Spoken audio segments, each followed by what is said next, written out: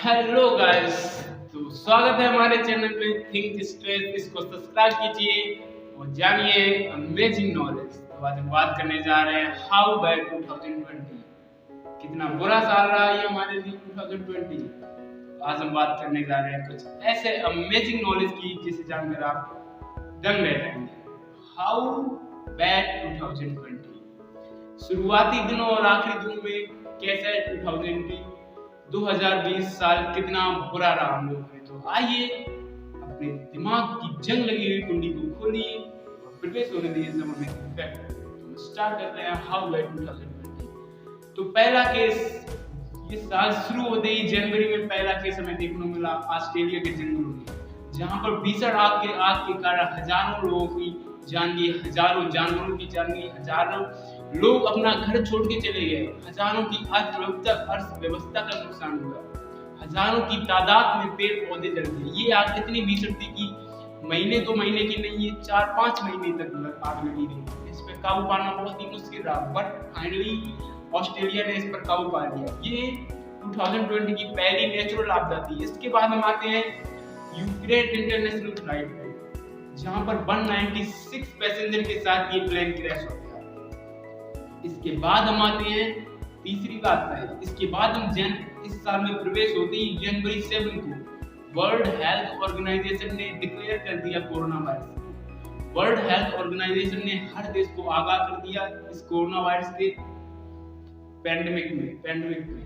वैसे ही corona virus तो नवंबर या दिसंबर में ही हो गया, बट वर्ल्ड हेल्थ ऑर्गेनाइजेशन ने अपना ऑफिशियल वेबसाइट पर इसको डिक्लेयर कर दिया और सब देशों को आगाह कर दिया। और इसके पैंडेमिक के शुरू होते ही इटली में सबसे पहला लॉकडाउन लगा, जहां की इटली जो पहला ऐसा देश बना जिसने सबसे पहले लॉकडाउन लगाया। और जनवरी 11 को कोविड-19 का पहला केस रिकॉर्ड हुआ, पहला पॉजिटिव केस रिकॉर्ड हुआ। फिर आगे बढ़ते हैं, conflict between Syria and Turkey. Syria and Turkey के कॉन्फ्लिक्ट के बिटवीन 33 सोल्जर मारे गए टर्की के, जो सीरिया और कॉन्फ्लिक्ट के बिटवीन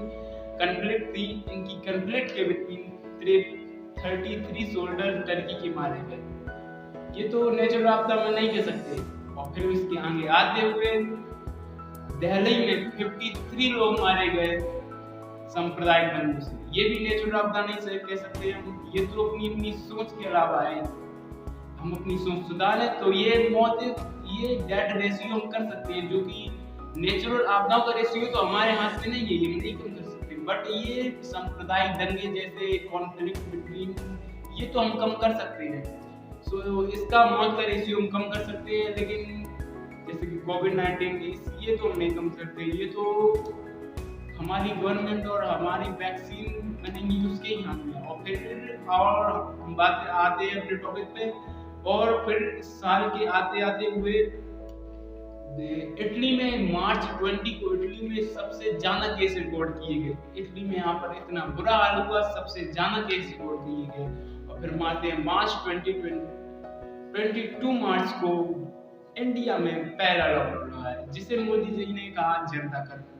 यहाँ से लॉकडाउन की प्रक्रिया चालू हुई। पहले 1 दिन का लगा, फिर 7 दिन का, फिर 1 महीने का, फिर अप्रैल, ऐसा ही पूरा लॉकडाउन में गुजर गया। फिर आते हैं मई में हमने देखा विशाखापट्टनम आंध्र प्रदेश के विशाखापट्टनम में 13 लोगों की मौत हुई। ये मौत गैस लीकेज की वजह से हुई आंध्र प्रदेश के विशाखापट्टनम में। ये भी दर्दनाक हादसा हुआ। फिर उसके बाद आते हैं जून में 2 या 3 जून को महाराष्ट्र में निसर्ग साइक्लोन आया। इससे महाराष्ट्र को बहुत सारा नुकसान हुआ। और फिर आते हैं 14 जून, हमारे सुल्तान सिंह राजपूत भाई चले गए हमसे जुदा हो गए। फिर हम आते हैं जुलाई में, जो कि हमारा लॉकडाउन में चला गया। ये ऐसा साल रहा जो कि हमारे पेंडेमिक के चक्कर में हमारे डेली लाइफ को बहुत ही इफेक्ट किया। जैसे कि हमारा सब लॉकडाउन रहा, लोगों के कामकाज बंद हो गए, हमारी लेबर्स बहुत ही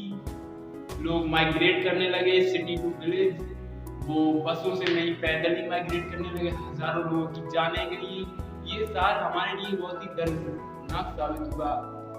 और फिर हम आते हैं लास्ट दिसंबर में, जहाँ तक कि कोविड-19 तो खत्म नहीं हुआ, बट लोगों का सिलसिला कम हो गया, इसका भय लोगों के मन में से कम हो गया। तब तक लॉकडाउन भी खुल चुका था, सब चीज खुल चुके थे, लोगों का भय इस सिलसिले में कम हो गया कोविड-19 की वजह से। और फिर हम प्रवेश करते हैं 2020, जहाँ की हम देखते हैं अभी चल रहा है मार्च, जहाँ पर सबसे ज्यादा केस आने लगे हैं। महाराष्ट्र में भी लॉकडाउन लग गया है। तो हम देखते हैं ये 2020 हमारे लिए भ्रष्ट ईयर है कि गुड ईयर है। तो हम आगे देखते हैं क्या होता है इस साल में। वैसे लॉकडाउन लगने जा रहा है, आगे देखें क्या होता है।